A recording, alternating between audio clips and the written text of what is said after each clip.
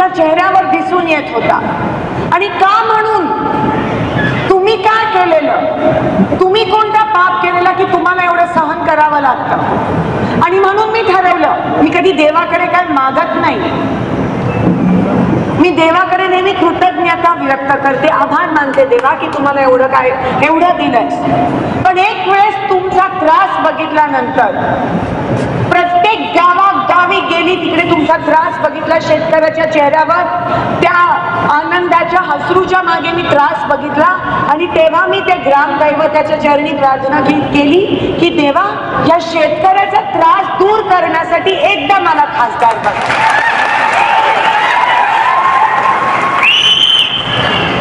मी लोकप्रतिनिधी 2009 मध्ये झाली पहिल्यांदा. मग 2014, 2019 मी जेव्हा पहिल्यांदा आमदार झाली तेव्हा कामगारांची सेवा करण्याचं मला भाग्य मिळालं. भाग्यच असतं एका लोकप्रतिनिधीच्या आयुष्यात. आणि आज जेव्हा मी खासदारकीची निवडणूक लढत आहे, ज्या पद्धतीत तुमचा आशीर्वाद मला मिळतोय, माझ्या मनात मी ऑलरेडी जिंकले.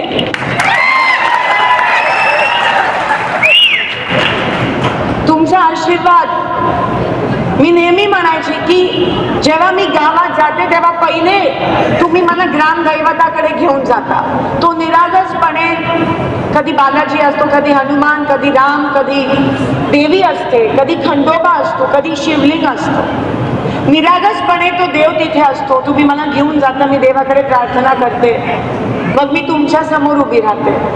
आणि जेव्हा सगळं संपून मी घरी जाते तेव्हा मी डोळे मिटल्यावर फक्त 2 चेहरे माझ्या डोळ्यासमोर येतात. एक तो ग्रामदैवत आणि एक तुमचा शेतकरी. आणि मग मी विचार करते, जर हे भाग्य मला लाभत असेल की मी शेतकऱ्यांची सेवा करू, तर मी देवाकडे ह्याच्यापेक्षा अजून काय मागू की माझ्या हातून शेतकऱ्याची सेवा करू. जो शेतकरी या देशाचा कणा आहे, जो शेतकरी अन्नदाता आहे, जो शेतकरी माझा मायबाप आहे, या मातीचा मायबाप आहे. जो शेतकरी, काही तज्ञ लागत नाही मातीची भाषा समजायला, कोण तज्ञ लागत नाही या आकाशाची भाषा समजायला, तो शेतकरी समजू शकतो. दुर्दैव आहे की पंतप्रधान अजून समजू शकला नाही. आपण म्हणतो मायबाप सरकार, पण त्याच सरकारने ह्याच अन्नदात्याच्या पोटावर पाय देण्याचा पाप केला, त्याच सरकार.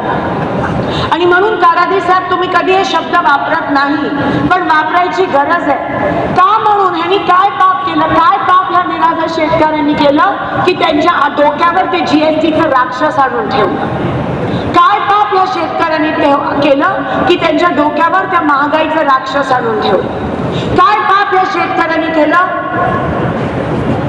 की तुमच्या उरावर दुष्काळग्रस्त परिस्थिती आणून ठेवली? काय पाप या शेतकऱ्यांनी केलं की तुम्हाला ती चिमणी पाडावी लागली?